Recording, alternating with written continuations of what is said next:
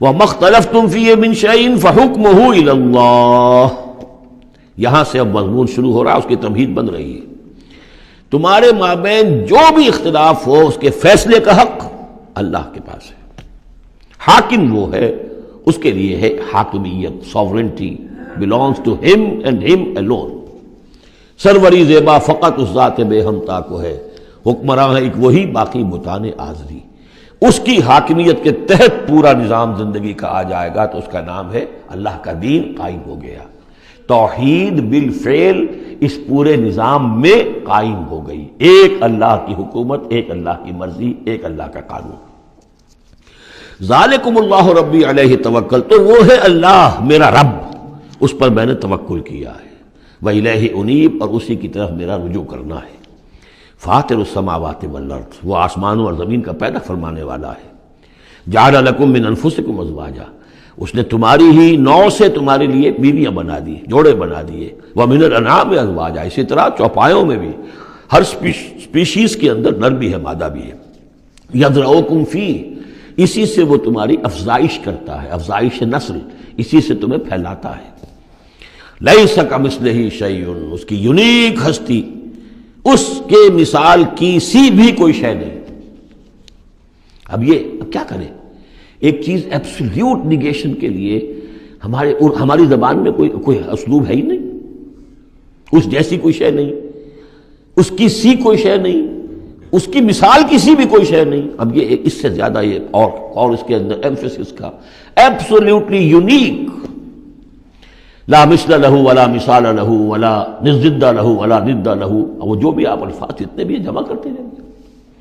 وَهُوَ السَّمِيعُ الْبَصِيرُ، اور وہی ہے سب کچھ سننے والا اور سب کچھ دیکھنے والا۔ لَهُ مَقَالِيدُ السَّمَاوَاتِ وَالْأَرْضِ، اسی کے لیے ہیں آسمانوں اور زمین کی تمام کنجیاں۔ يَبْسُطُ الرِّزْقَ لِمَن يَشَاءُ، وہ بچھا دیتا ہے اور کھول دیتا ہے، بسط وسیع کر دیتا ہے، کشادہ کر دیتا ہے رزق کو جس کے لیے چاہتا ہے، وَيَقْدِرُ، اور جس کے لیے چاہتا ہے ماپ تول کر راشننگ کر کے دینا شروع کر دیتا ہے۔ انہ بکل شیء علیم، اور یہ بھی اس کے علم پر ہے کہ کس کے لیے یہ بہتر ہے، کس کے لیے وہ بہتر ہے، وہ ہر چیز کا جاننے والا ہے۔ اب جو آیت آ رہی ہے وہ اس سورہ مبارکہ کا کلائمیکس ہے، اور اس موضوع پر قرآن مجید کا کلائمیکس ہے، اقامت دین کے موضوع پر۔ شرع لکم من الدین، اے محمد پر ایمان لانے والو، اے مسلمانوں، تمہارے لیے اللہ نے دین میں وہی شے معین کی ہے، ما وصی بہ نوحا، جس کی وصیت کی تھی نوح کو، والذی اوحینا الیک، اور جس کی وحی کی ہے ہم نے اے محمد آپ کی طرف۔ کیونکہ پہلے خطاب ہے لکم، شرع لکم، یہاں امت سے خطاب ہو رہا ہے، شرع لکم، بس صرف فرق یہ کہ یا ایھا الذین آمنوا یا نہیں آیا ہے، یہ مکی صورتوں کے مزاج کا تقاضا ہے کہ وہ نہ آئے، لیکن جمع کے صیغے سے واضح کر دیا کہ باقی جگہ ہم دیکھ رہے ہیں کہ واحد کے صیغے میں خطاب کر کے اور بالواسطہ امت، یہاں امت سے خطاب ہے۔ شرع لکم من الدین، تمہارے لیے دین میں وہی شے مقرر کی ہے، ما وصی بہ نوحا، جس کی وصیت کی تھی اس نے نوح کو، والذی اوحینا الیک، اور جس کو کی وحی کی ہم نے محمد آپ کی جانب صلی اللہ علیہ وسلم، وما وصینا بہ ابراہیم و موسیٰ و عیسیٰ، اور جس کی وصیت ہم نے کی ابراہیم کو اور موسیٰ کو اور عیسیٰ کو، ان اقیموا الدین، کہ دین کو قائم کرو۔ دین ایک تو معلوم ہوا اس آیت سے کہ دین سب کا ایک ہے، دین نوح کا اور حضور کا اور ابراہیم کا اور موسیٰ کا، عیسیٰ کا علیہم الصلاۃ والسلام ایک ہی ہے، دین تو ایک ہی ہے۔ ان ھذہ امتکم امۃ واحدۃ وانا ربکم فاعبدون، دین تو ایک ہی ہے، شریعتیں مختلف ہیں لیکن دین کو قائم کرو۔ موسیٰ کے دور میں ان پر یہ فرض تھا کہ دین کو قائم کرو، اس کے لیے لڑو، جاؤ، جنگ کرو اور اس خطہ زمین کو حاصل کرو جس پر اللہ کا دین قائم کر سکو۔ تو صحیح سب کی یہی تھی، جد و جہد یہی تھی۔ توحید کا وہ تقاضا تھا کہ صرف انفرادی طور پر، اول تو یہ کہ صرف عقیدے میں نہیں، اپنے بھی عمل میں توحید جو ہے قبول کرو اور اختیار کرو، اور عمل میں بھی صرف انفرادی نہیں، اجتماعی توحید کو برپا کرنے کے لیے، قائم کرنے کی جد و جہد کرو۔ ان اقیموا الدین ولا تتفرقوا فیہ، دین میں تفرقے میں مبتلا نہ ہو جاؤ۔ الذین فرقوا دینہم، یہ ہم پڑھ چکے ہیں، دین کو پھاڑ دینا، کہ زندگی کے ایک حصے میں اللہ کا حکم مانا جا رہا ہے، دوسرے حصے میں کسی اور کا مانا جا رہا ہے، یہ تفرقہ۔ یا دوسرا تفرقہ کہ آپ اختلاف کر سکتے ہیں کہ رفع یدین زیادہ ثابت ہے، میں کرتا ہوں، کسی کی رائے ہے کہ نہیں امام ابو حنیفہ کا موقف جو ہے وہ زیادہ صحیح ہے، وہ نہیں کرتا، کوئی حرج نہیں، لیکن دین میں دین ایک ہے، دلیل ہوگی اللہ اور اس کے رسول کی، دین میں فرق نہیں ہے۔ وہ تو چاہے حنفی ہیں، مالکی ہیں، شافعی ہیں، حنبلی ہیں، سلفی ہیں، دین تو سب کا ایک ہے، اسلام۔ اسی طرح شریعت موسوی اور بھی کسی اور کی ہوگی، شریعت محمدی، دین سب کا ایک، اس میں تفرقہ نہیں ہونا چاہیے۔ دین کو قائم کرنے کی جد و جہد کرو، ولا تتفرقوا فی، دین میں تفرقہ نہ ہو۔ یہ ہے وہ اقامت دین کی فرضیت۔ اس میں چونکہ عام طور پر ترجمہ جو ہے شاید آپ کے پاس بھی ہو تو قائم رکھو دین کو کر دیا گیا ہے، وہ بھی صحیح ہے۔ دو ہی سچویشن ممکن ہے، یا تو دین قائم ہے تو اسے قائم رکھو، صحیح ہے۔ خیمہ اگر کھڑا ہے تو کھڑا رکھا جائے گا کہ آندھی آ رہی ہے تو آپ اس کی رسیوں کو پکڑ رہے ہیں، اس کے بانسوں کو پکڑ کر کھڑے ہو رہے ہیں تاکہ خیمہ گر نہ جائے، اس کو قائم رکھو۔ خیمہ گر گیا تو کھڑا کرو، اب اثر نو سے آپ ریکٹ کریں گے۔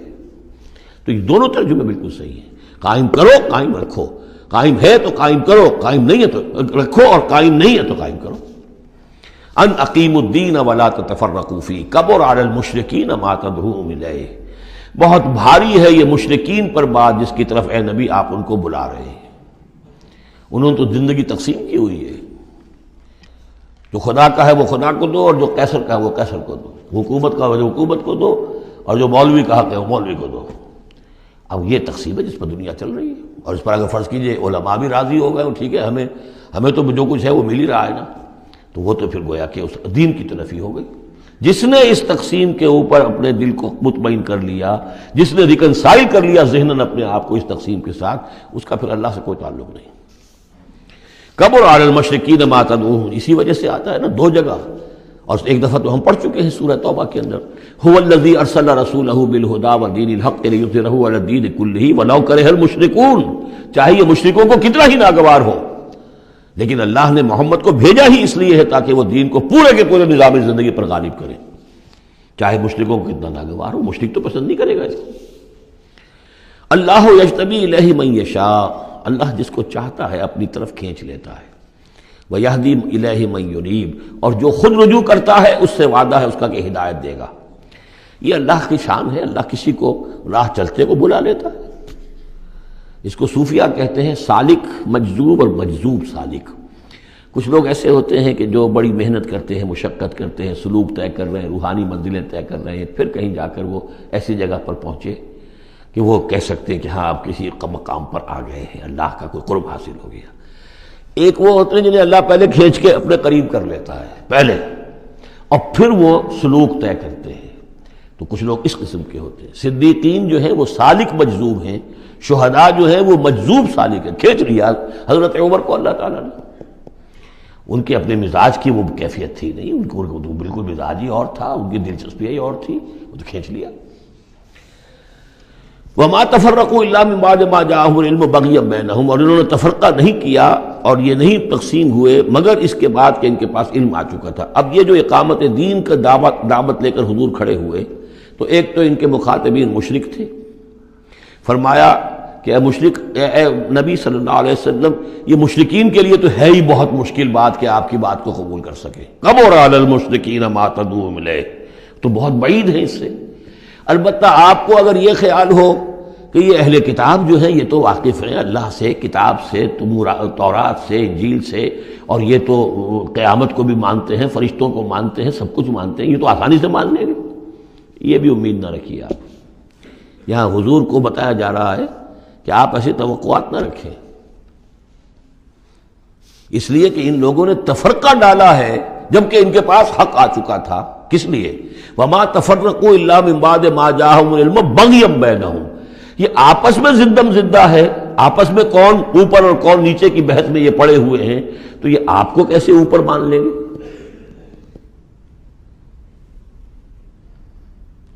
آپ کا قبلہ کیسے مان لیں گے؟ یہ ایک دوسرے کا قبلہ نہیں مانتے، یروشلم دونوں کا قبلہ ہے لیکن ایک نے شرقی کر لیا، ایک نے غربی کر لیا۔ جب اہل کتاب جو ہے آپس میں جھگڑ رہے ہیں، لڑ رہے ہیں، وَهُمْ يَتْلُونَ الْكِتَابَ، اور جبکہ وہ پڑھ رہے ہیں ایک ہی کتاب۔ قالت اليهود ليست النصارى على شيء وقالت النصارى ليست اليهود على شيء وهم يتلون الكتاب۔ تو اے نبی آپ کو کیسے مان لیں گے؟ توقع نہ رکھیے۔ توقع اگر ہوتی ہے انسان کو تو پھر مایوسی ہوتی ہے. Be prepared for the worst. پھر جو اللہ کی طرف سے آ گیا اس کے اوپر شکر ادا کیجیے. امید نہ رکھیے. امید زیادہ رکھیں گے تو جلدی مایوس ہو جائیں گے, تھک جائیں گے. کبر علی المشرکین. اب یہ دیکھیے اقامت دین کی جد و جہد اتنی مشکل شے ہے کہ حضور سے کہا جا رہا ہے کہ آپ جلدی کامیابی کی توقع نہ رکھیں. مشرکین کے لیے تو خیر یہ بہت بھاری ہے ہی, ان اہل کتاب سے بھی کوئی توقع نہ رکھیے. وما تفرقوا الا من بعد ما جاءهم العلم بغيا بينهم ولولا كلمة سبقت من ربك الى اجل مسمى. اور اگر وہ بات پہلے ہی سے تیرے رب کی جانب سے طے نہ ہو چکی ہوتی کہ ان کے لیے ایک اجل مسمى, ایک معین وقت ہے, لقضي بينهم. ان کے جو اختلافات ہیں ان کے فیصلے ابھی چکا دیے جاتے. وَإِنَّ الَّذِينَ أُورِثُوا الْكِتَابَ مِن بَعْدِهِمْ. اور جو لوگ کتاب کے وارث ہوئے ہیں ان کے بعد, لَفِي شَكٍّ مِّنْهُ مُرِيبٍ. وہ دھوکے میں پڑے ہوئے ہیں, شکوک و شبہات میں مبتلا ہو گئے. جب اللہ تعالیٰ کسی امت کو کتاب دیتا ہے اور اس امت کے اندر جو ہے پھر وہاں کے نوجوان فرض کیجئے تیسری چوتھی پانچویں نسل میں آ کر دیکھتے ہیں کہ جو اس کتاب کے عالم ہیں, پڑھنے پڑھانے والے ہیں, آپس میں دست و گریبان ہیں, لڑ رہے ہیں, ان کی زندگیوں کو بھی ہم دیکھتے ہیں تو وہ بھی اسی طرح کے دنیا دار ہیں جیسے ہم ہیں, تو ان کا اعتماد کتاب پر سے اٹھ جاتا ہے کہ ہم نے تو یہ کتاب پڑھی نہیں, انہوں نے تو پڑھی ہوئی ہے, یہ تو اس کتاب کو پیے ہوئے ہیں, اور پھر ان کا کردار یہ ہے. تو کیا ہے اس کتاب میں پھر, ذرا نوٹ کیجئے اس کو. وَإِنَّ الَّذِينَ أُورِثُوا الْكِتَابَ مِن بَعْدِهِمْ لَفِي شَكٍّ مِّنْهُ مُرِيبٍ. ان کے اندر شکوک و شبہات, ریب پیدا ہو جاتے. فَلِذَلِكَ فَادْعُ. فَلِذَلِكَ فَادْعُ. تو اے نبی آپ اسی کی دعوت دیتے رہیے, دیتے رہیے. ذالکہ کا اشارہ کدھر ہوگا؟ ان اقیم الدین, اقامت دین کی دعوت دیتے رہیے, دیتے رہیے. وَاسْتَقِمْ كَمَا أُمِرْتَ. آپ کو اقامت دین کا حکم دیا گیا ہے, دین کو غالب کرنے کی جد و جہد کے لیے آپ کو بھیجا گیا ہے, آپ اسی پر جمے رہیے. Never settle for anything less. یہ تو چاہیں گے کمپرومائز کرنا, ودوا لو تدہنوا فیدہنون. یہ کافر تو چاہیں گے کہ آپ ذرا نرم پڑے تو وہ بھی نرم پڑ جائیں, لیکن آپ نہیں, آپ کھڑے رہے. الحق من ربکم, سورہ کہف میں ہم پڑھ چکے ہیں, الحق من ربکم فمن شاء فلیؤمن ومن شاء فلیکفر. یہ حق ہے تمہارے رب کی طرف سے, جو چاہے پورے پر ایمان لائے, جو چاہے چھوڑ دے, دفع ہو جائے. اللہ کو تمہاری ضرورت نہیں ہے, تمہیں اللہ کی ضرورت ہے.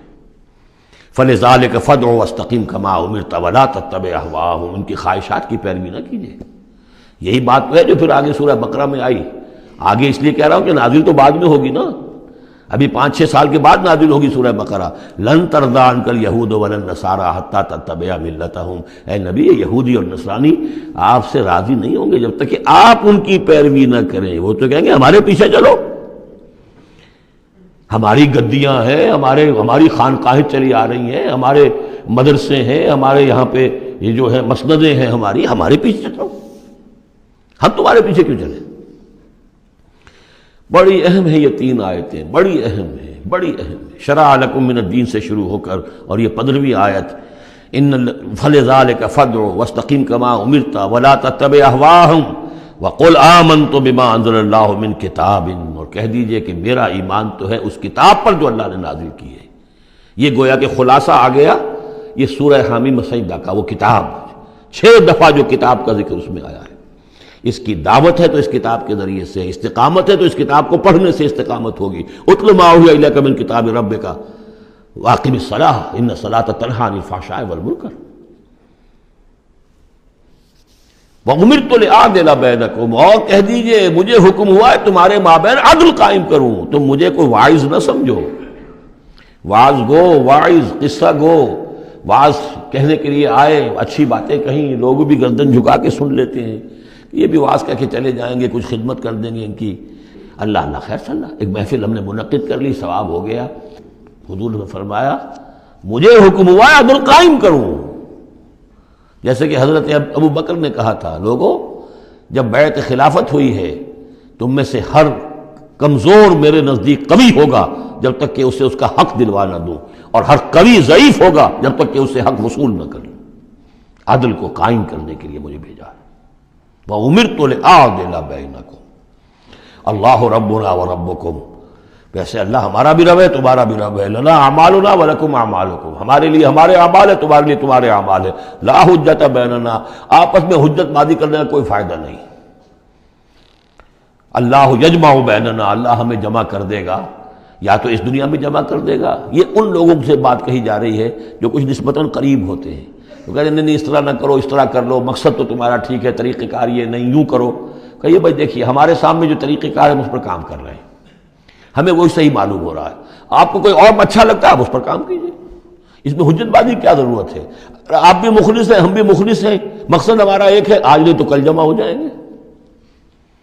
یا آپ پر واضح ہو جائے گا کہ ہمارا طریقہ کار غلط تھا، یا ہم پر واضح ہو جائے گا کہ ہم نے جسے صحیح سمجھا تھا وہ غلط تھا، جڑ جائیں گے۔ جب تک آپ سمجھ رہے ہیں کہ آپ کا طریقہ کار صحیح ہے، ہم سمجھتے ہیں کہ ہمارا طریقہ کار صحیح ہے، آپ اس پر عمل کیجیے، ہم اس پر عمل کریں گے۔ اللہ ربنا وربکم لنا اعمالنا ولکم اعمالکم لا حجۃ بیننا وبینکم اللہ یجمع بیننا، اللہ ہمیں جمع کر دے گا، آج نہیں تو کل، کل نہیں تو پرسوں۔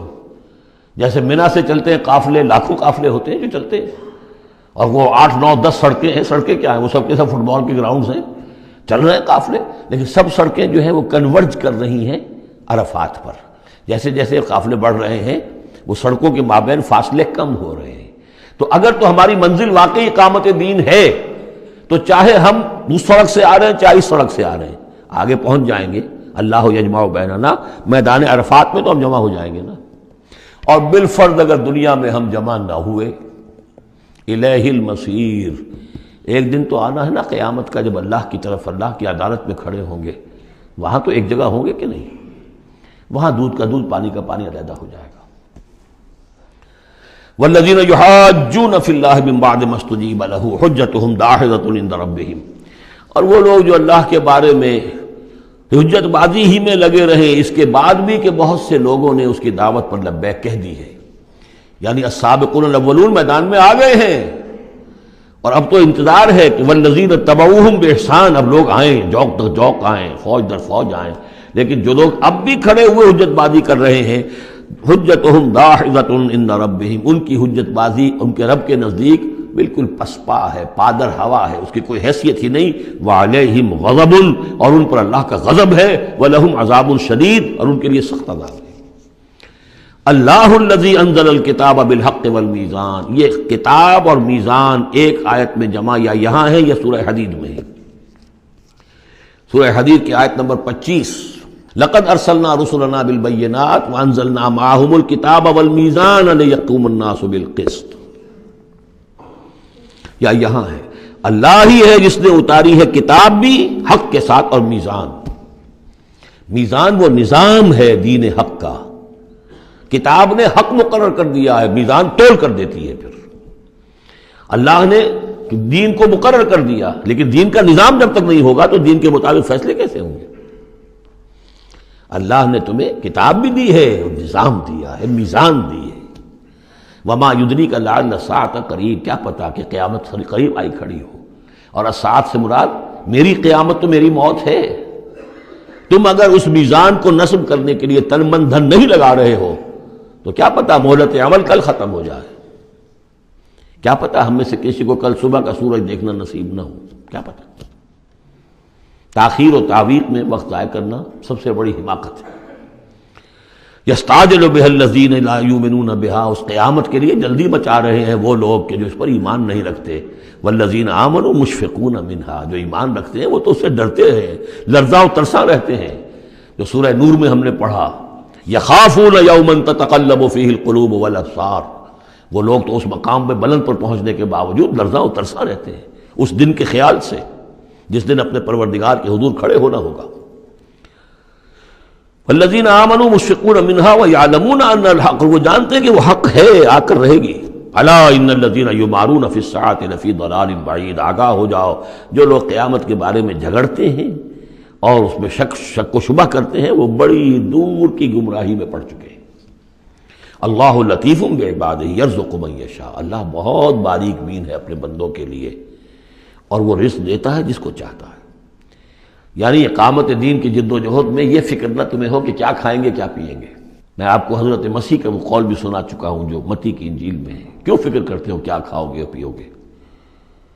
کیا جنگل کی چڑیاں جو ہیں جو نہ ہل چلاتی ہیں، نہ بوتی ہیں، نہ کاٹتی ہیں، لیکن صبح کو اپنے گھونسلوں سے نکلتی ہیں اور شام کو آسودہ ہو کر واپس آتی ہیں، تو وہ رب جو ان کو کھلاتا پلاتا ہے وہ تمہیں نہیں کھلائے گا؟ کیوں تشویش کرتے ہو کہ کیا پہنیں گے؟ جنگل کی سوسن کو نہیں دیکھتے کہ جیسا خوبصورت لباس اللہ نے اسے دیا ہے؟ سلیمان بھی اپنی ساری شان و شوکت کے باوجود ویسی پوشاک نہیں رکھتا تھا۔ تو جو اس گھاس کو یہ سب کچھ دے رہا ہے جو آج ہے اور کل جلا دی جائے گی، کیا وہ تمہیں نہیں، تمہارا تن نہیں ڈھانکے گا؟ لیکن تمہیں ایمان نہیں ہے۔ تو فرمایا اللہ لطیف ہے اپنے بندوں کے لیے۔ ایک دفعہ یکسو ہو کر فیصلہ تو کرو کہ اب اپنے آپ کو وقف کرنا ہے اس کام کے لیے۔ اللہ تعالیٰ وہاں سے رزق دے گا جہاں سے تمہیں گمان تک نہیں ہوگا۔ من یتق اللہ یجعل لہ مخرجا ویرزقہ من حیث لا یحتسب۔ لیکن اس کے لیے اللہ پر ایمان ضروری ہے، توکل ضروری ہے۔ ہاں تھوڑا سا اللہ تعالیٰ امتحان بھی لے لیتا ہے، سختیاں بھی آ جاتی ہیں، امتحان پھر اب یہ جو مضمون آگے آ رہا ہے یہ وہ ہے جس کی کلائمیکس ہم پڑھ چکے ہیں سورہ بنی اسرائیل میں، من کان یرید العاجلۃ عجلنا لہ فیہا ما نشاء لمن نرید۔ یہاں وہی مضمون مختصر آ رہا ہے۔ من کان یرید حرث الآخرۃ نزد لہ فی حرثہ، جو شخص کے طالب بن گیا ہو آخرت کی کھیتی کا، ہم اس کی کھیتی میں اضافہ کرتے رہتے ہیں، بڑھوتری ہوتی رہتی ہے۔ ومن کان یرید حرث الدنیا، اور جو بن گیا ہے دنیا ہی کی کھیتی کا طالب، نؤتہ منہا، ہم اس میں سے اسے کچھ دے دیتے ہیں، فما لہ فی الآخرۃ من نصیب، پھر آخرت میں اس کا کوئی حصہ نہیں ہے۔ ام لہم شرکاء شرعوا لہم من الدین ما لم یأذن بہ اللہ۔ یہ شرک کے معاملے میں یہ مضمون بہت اہم ہے۔ ایک تو بار بار آیا ہے کہ نہ اللہ نے کوئی سند اتاری، نہ سلطان اتاری، نہ کسی کتاب میں اس کے لیے کوئی دلیل اتاری، کہیں کچھ ہے ہی نہیں۔ لیکن یہ بات جو ہے یہ منفرد ہے یہ سورہ مبارکہ اس بات میں، کیا ان کے کوئی ایسے شرکاء بھی ہیں کہ جنہوں نے انہیں کوئی دین دیا ہو، کوئی قانون دیا ہو، کوئی نظام دیا ہو؟ لات عزا منات ہبل، کوئی انہوں نے تمہیں کتاب دی ہے، کوئی شریعت دی ہے، کوئی نظام دیا؟ ام لہم شرکاء شرعوا لہم من الدین ما لم یأذن بہ اللہ، جس کے کہ اللہ نے اذن نہ دیا ہو، حکم نہ دیا ہو۔ اگر تو واقع کوئی الہ ہے، کوئی واقعی ہے، تو اسے دینا چاہیے۔ یہ نظام ہے تمہارے لیے، نظام کے بغیر کیسے الہ ہو گیا؟ ام لہم شرکاء، کیا ان کے کوئی ایسے شرکاء ہیں شرعوا لہ من الدین، کہ انہوں نے دین میں کوئی شے ان کے لیے ایسی طے کر دی ہو کہ ما لم یأذن بہ اللہ، جس کا لیے حکم نہیں دیا اللہ نے، ولولا کلمۃ الفصل لقضی بینہم، اور اگر ایک فیصلے کی بات جو ہے وہ پہلے سے طے نہ ہو چکی ہوتی، ان کے درمیان فیصلے کر دیے جاتے۔ وان الظالمین لہم عذاب علیم، اور ظالموں کے لیے تو بہت دردناک عذاب ہے۔ تری الظالمین مشفقین مما کسبوا، اب قیامت کا نقشہ کھینچا جا رہا ہے۔ تم دیکھو گے ان ظالموں کو، مشرکوں کو، کافروں کو کہ ڈر رہے ہوں گے، کانپ رہے ہوں گے اپنے کرتوتوں کے تصور سے، مما کسبوا، اور اس سے تو پتا ہوگا، بل الانسان علی نفسہ بصیرہ، انسان کو تو معلوم ہے، اپنی کیفیت تو معلوم ہے اسے، تو لرزاں و ترساں ہوں گے۔ وَهُوَ وَاقِعٌ بِهِمْ، اور وہ ان کے اوپر پڑنے والا ہوگا۔ اب جو بھی انہوں نے کمایا ہے وہ گویا کہ اب ان کے سروں پر گرنے والا ہوگا۔ والذین آمنوا وعملوا الصالحات، اور اس کے برعکس وہ لوگ جو ایمان لائے تھے، جنہوں نے ایمان کے تقاضے پورے کیے، عمل صالح کا حق ادا کیا، فی روضات الجنات، وہ جنتوں کے باغات میں ہوں گے۔ لہم ما یشاءون عند ربہم، ان کے لیے وہ سب کچھ ہوگا ان کے رب کے پاس جو کچھ وہ چاہیں گے۔ ذالک هو الفضل الکبیر، یقیناً یہ بہت بڑی فضیلت ہے جو انہیں حاصل ہو جائے گی۔ ذالک الذی یبشر اللہ عبادہ الذین آمنوا، یہ ہے وہ انجام نیک جس کی بشارت دے رہا ہے اللہ اپنے ان بندوں کو، الذین آمنوا وعملوا الصالحات، جو ایمان لائے اور نیک عمل کریں۔ قل لا اسألکم علیہ من اجرا قل لا اسألکم علیہ اجرا الا المودۃ فی القربى، کہہ دیجئے کہ میں تم سے کوئی اجرت نہیں مانگتا، کوئی اجر نہیں مانگتا، کوئی مزدوری نہیں مانگتا، کوئی انعام میں نے کبھی نہیں مانگا، الا المودۃ فی القربى، سوائے قرابت داری کے لحاظ کے۔ اس آیت کو اہل تشیع نے توڑ مروڑ کر بنا دیا ہے کہ یہاں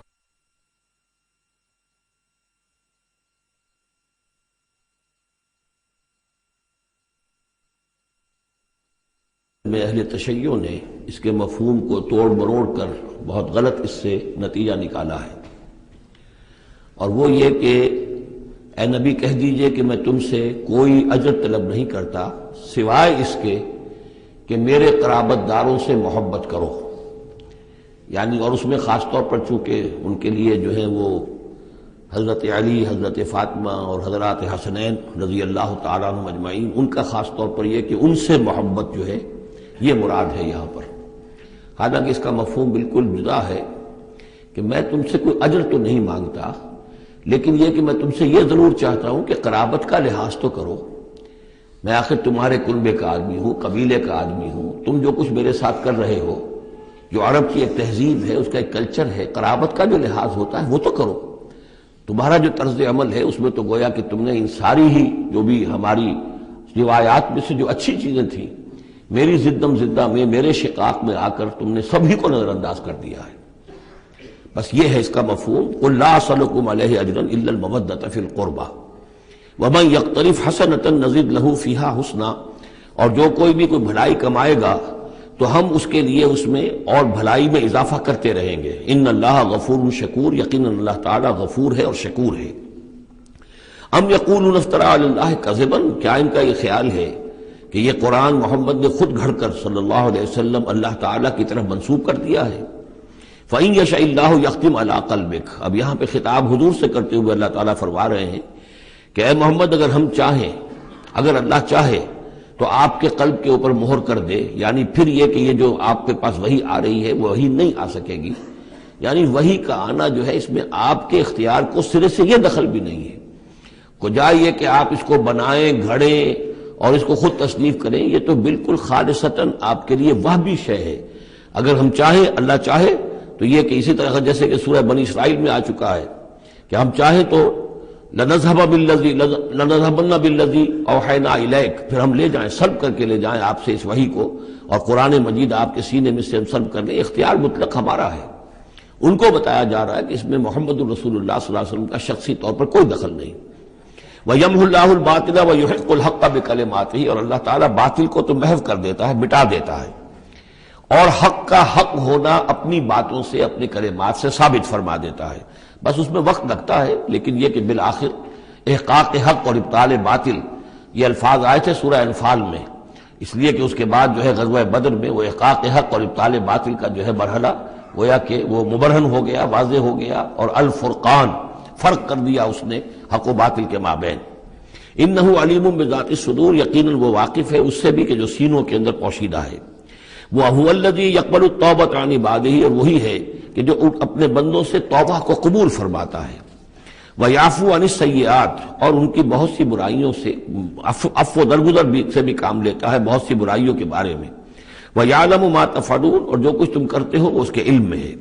وَيَسْتَجِيبُ الَّذِينَ آمَنُوا وَعَمِلُوا الصَّالِحَاتِ وَيَزِيدُهُم مِّن فَضْلِهِ، اور جو لوگ ایمان لائے ہوں اور ایمان ان کے ساتھ نیک عمل کر رہے ہوں، ان کی وہ دعائیں سنتا ہے، قبول فرماتا ہے، اور انہیں اپنے فضل سے اور دیتا ہے، مزید ان کے اندر، ان کے ایمان اور اعمال کے اندر ترقی فرماتا ہے۔ والکافرون لہم عذاب شدید، اور جہاں تک کافروں